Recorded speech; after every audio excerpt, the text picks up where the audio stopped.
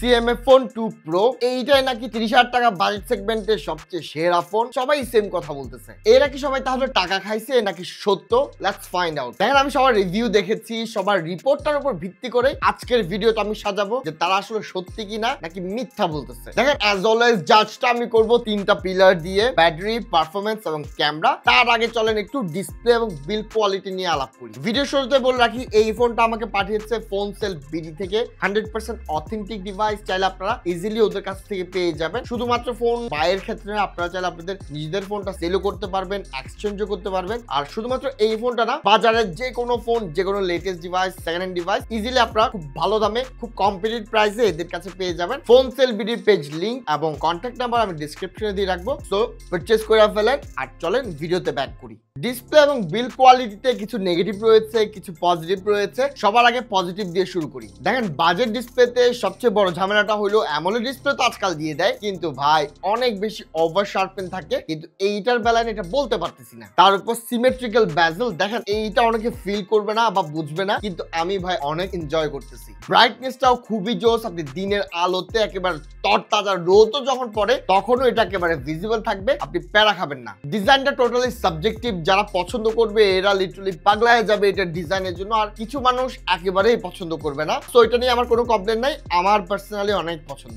Negative নিয়ে যদি বলি, সবচেয়ে বেশি অপছন্দ হয়েছে ভাই এটার স্পিকার হলো সিঙ্গেল স্পিকার। ভাই আজকের দিনে আইসা 15-20,000 টাকার ফোন গুলো না ডিউল স্পিকার দিচ্ছে, এরা দিয়ে রাখছে এখানে সিঙ্গেল স্পিকার। ইয়াস, সিঙ্গেল স্পিকার হওয়ার পরও আসলে সাউন্ড অতটা খারাপ না, তবে ভাই সিঙ্গেল স্পিকার কোনোভাবে জাস্টিফাইড না। তার উপর এখানে একটা এসেনশিয়াল বাটন দিয়ে রাখছে। ইয়াস, কিছু তো কাজে আসে, তবে ভাই এটারে পাওয়ার বাটন ভাইবা দিনে কম হইলেও আমি 3 দিন টানা ইউজ করছি। মোস্ট অফ দ্য টাইম আমি এটার পাওয়ার বাটন ভাইবা ইউজ করতেছি। তো এটা আমার কাছে তেমন একটা iPhone 16 Pro Max এর ক্যামেরা বাটনের মতো ইউজলেস মনে হয়েছে। দেখেন এইটা কিছু স্পেশাল অ্যাক্সেসরিজ আপনি বাজারে পেয়ে যাবেন, তবে আমার কাছে এগুলো প্র্যাকটিক্যাল মনে হয় না, জাস্ট গিমিকি ফিচার। আর এইটার ডিজাইনে স্ক্রু রয়েছে, আর এইটা আপনি চাইলে যে কোনো কিছু দিয়ে ওপেন করে ফেলতে পারবেন। ডিসপ্লে এবং বিল্ড কোয়ালিটি নিয়ে আলাপ করলাম, এখন আমরা অ্যাকচুয়াল আলাপে ফেরত যাব। অ্যাকচুয়ালি ফোন ইউসেজের ক্ষেত্রে যে জিনিসটা ম্যাটার করে তার প্রথমটা হলো ব্যাটারি লাইফ। এইখানে 5000 mAh ব্যাটারি পাওয়া যাবেন, এবং সারপ্রাইজিংলি, এবং এটা আবার অনেক হ্যাপি করছে, চার্জার কিন্তু এবার বক্সে পেয়ে যাচ্ছেন, এবং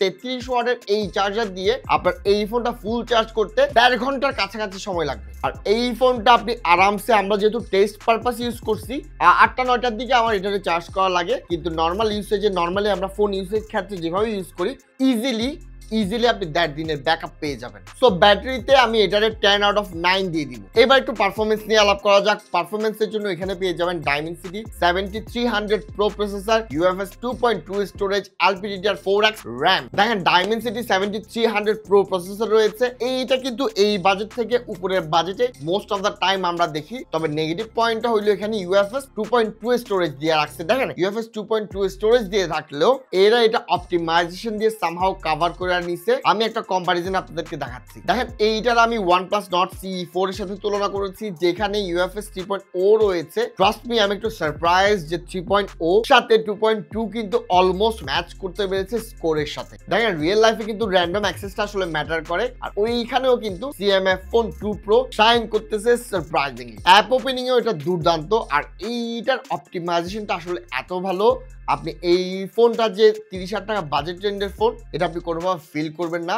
আমি এই কথাটা বলতেছি যে কিনা Samsung S25 Ultra ইউজ করে এবং 16 Pro Max ইউজ করে, এই হাই এন্ডের ফোনগুলো ইউজ করার পরও আমি যখন এইটাতে টেস্ট করার জন্য ব্যাক করি, ভাই এটা পারফরমেন্স আসলেই শাইন করে। এইটা তো গেল ডে টু ডে টাস্কের কথা।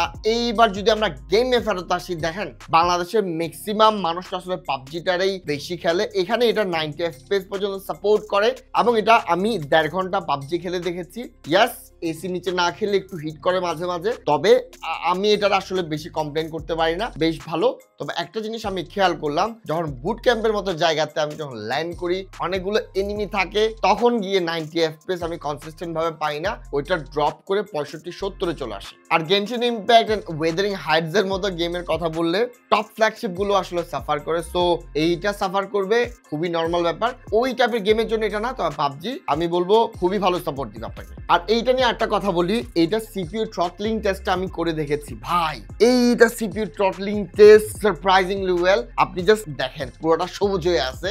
এইটার কিন্তু হিটিং ম্যানেজমেন্ট খুবই ভালো। সো পারফরমেন্সে আমি আমার পক্ষ থেকে এইটারে 8.5 দিব আউট অফ 10। এবার পারফরমেন্সের আরেকটা বেসিক জিনিস হলো সফটওয়্যার। দেখেন এটার মোনোক্রোম ডিজাইন অনেকে অনেক বেশি পছন্দ করে। ইয়েস, আপনি যদি একজন নাথিং ফোন ইউজার না হন, সিএমএফ ফোন ইউজার না হন, আপনার এটা ফার্স্ট গ্ল্যান্সে বিরক্ত লাগবে, কিন্তু যারা এটাতে ইউজ টু এটা কিন্তু এটা বিশাল ফ্যান। আর সেম জিনিস কিন্তু অ্যাপলও করছে iOS 26। ইভেন আইফোন ইউজারদের কাছে এটা বিরক্তিকর, কিন্তু যারা একবার এটাতে ইউজ টু হবে তাদের কিন্তু আর অন্য সফটওয়্যার বা অন্য জিনিস আর ভালো লাগবে না। আর কাস্টমাইজেশন নিয়ে কি বলবো, দেখেন এইটা কিন্তু খুব বেশি হ্যাভিলি কাস্টমাইজেবল একটা ফোন না, কিন্তু ভাই এইখানে কাস্টমাইজেশন আমি যদি ধরে নেই Xiaomi-তে 100টা কাস্টমাইজেশন থাকে, কিন্তু অ্যাকচুয়াল কাজে থাকে ধরেন 25 থেকে 30টা। আর এখানে কাস্টমাইজেশনের অপশনটা দিয়ে রাখছে 50টা, কিন্তু এখানে 35 থেকে 40টাই অ্যাকচুয়াল কাজে আসে। তার উপর এখানে কিছু এআই ফিচার রয়েছে, যেমন এই যে একটা বাটনটা দিয়ে রাখছে, এখানে কিছু কাজ আছে। এবং আমার personal favourite circle to search রয়েছে। আমার S25 আলট্রাতে যেভাবে কাজ করে ঠিক একইভাবে এখানেও কাজ করে। ইয়েস, একটু স্লো। আর এই ফিচারটাই, এআই ফিচারটা অনেক বেশি কাজে, যারা আসলে চাকরি করে, যারা ডাটাবেসের সাথে কাজ করে, যাদের ফোনে বা ইনফরমেশন নিয়ে সবসময় ঘাটাঘাটি করা লাগে, তাদের জন্য কিন্তু এটা একেবারে টপ নচ একটা ফিচার, যেইটা আমরা একটা 30,000 টাকার নিচের ফোনে আমরা পেয়ে যাচ্ছি। দুইটা নেগেটিভ সাইড বলে দেই, এইটার হ্যাপটিক না তেমন একটা ভালো না, অলমোস্ট কাজ করে না বললেই চলে। এইটা মেবি তারা করে ব্যাটারিটা সেভ করার জন্য। যারা আসলে একটা ফোনে ইউজ টু হয়ে যায় তাদের কাছে আসলে হ্যাপটিক বা যাই থাকুক ওটা তেমন একটা ম্যাটার করে না। তবে ভাই হ্যাপটিক টাচটা যারা আসলে অন্য ফোন থেকে ফেরত আসবে তাদের জন্য আসলে ম্যাটার করে, আমার জন্য ম্যাটার করে। তো নেগেটিভটা জাস্ট বলে রাখলাম। আরেকটা নেগেটিভ মনে হইলো, তা হইলো ভাই এটার র্যাম ম্যানেজমেন্ট অনেক বেশি হার্ড, অলমোস্ট Huawei এবং আইফোনের মতো বেশিক্ষণ কোনো ফাইল তারা রাখবে না। এইটা অনেকে পছন্দ করবে না, অনেকে বলবে না, খুব কম মানুষই আসলে এটা পছন্দ করবে না, ম্যাক্সিমাম মানুষ পছন্দ করবে। রিজনটা হলো এটা ব্যাটারি সেভ করবে। সো সফটওয়্যারের জন্য যদি কেউ স্কোর দিতে বলে, ভাই আমি একটু নাথিং এর প্রতি উইক, আমি 10 আউট অফ 10 দিব।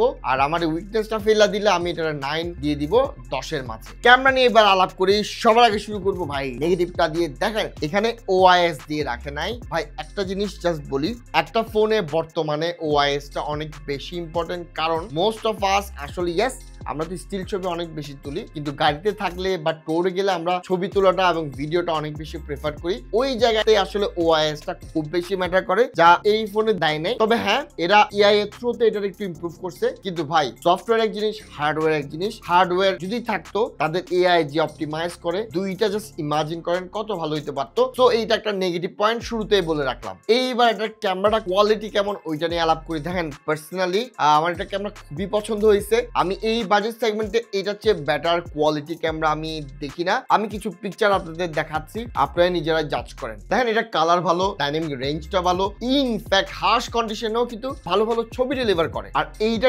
টেলিফটো লেন্স, আমি সারপ্রাইজ। টেলিফটো লেন্স এমন না যে একেবারে 5x দিয়ে রাখছে, 2x দিছে, কিন্তু 2xটা অ্যাকচুয়ালি কাজের। এইটার পোর্ট্রেট আপনার ভালো লাগবে, আমি 100% আপনার গ্যারেন্টি দিব। এটার পোর্ট্রেটে কালারটা ভালো, ট্যাপটা ভালো, ইভেন এজ ডিটেকশনটাও ভালো। সো আমি আসলে ইমপ্রেসড।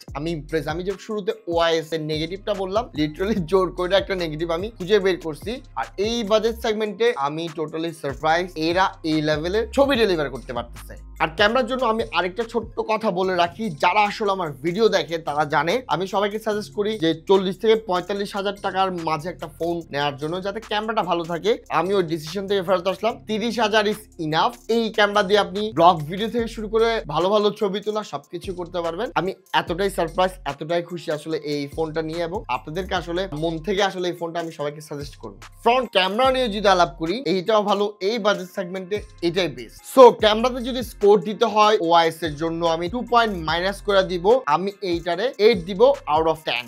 এইবার একটা ফাইনাল ভার্ডিক্ট দিয়ে দেই। দেখেন সিএমএফ ফোন 1 এর প্রবলেমটা ছিল ভাই, এরা চার্জারটাই দিয়ে রাখে নাই। সো এইবার কিন্তু তারা চার্জারটা দিয়ে দিছে। আর এই বাজেট সেগমেন্টে একটা চার্জার আশা করাটা না সবার জন্য জাস্টিফাই, না দেওয়াটা বাটপারি। সো ওইটা এরা রিকভার করছে, এটার জন্য আসলে একটা থ্যাংক ইউ আমি দিয়ে দিলাম। এবং র্যাম তারা 6 থেকে 8 জিবি করছে, এবং আগেরটাতে কোনো ধরনের আইপি রেটিং ছিল না, এবার IP54 রেটিং দিয়ে রাখছে। ডিসপ্লেটা এটা জোস, ক্যামেরাটাও জোস। আর ওএস নিয়ে কি বলবো, এটা তো আসলে এই বাজেট সেগমেন্টের জন্য ব্লেসিং। আর আমারা যদি বলে ভাই এই ফোনটা আসলে কেমন, সবাই তো ভালো বলতেছে, কেউ কি টাকা খাইছে না কেউ খায় নাই। বাংলাদেশে তো খাওয়ার কোনো চান্সই নাই, কারণ এরা তো বাংলাদেশে এক্সিস্টই করে না। সো এই ফোনটা 30,000 টাকা বাজেট সেগমেন্টে সবাই যেভাবে বলতেছে বেস্ট, ইয়াস এটাই বেস্ট। সো ভিডিও আজকের মতো এখানে শেষ করলাম। ভিডিও ভালো লেগে থাকলে লাইক, কমেন্ট, শেয়ার, সাবস্ক্রাইব করে পাশে থাকবেন এবং নেক্সট ভিডিও আপনারা কি নিয়ে দেখতে চান কমেন্ট করে জানাবেন। ধন্যবাদ।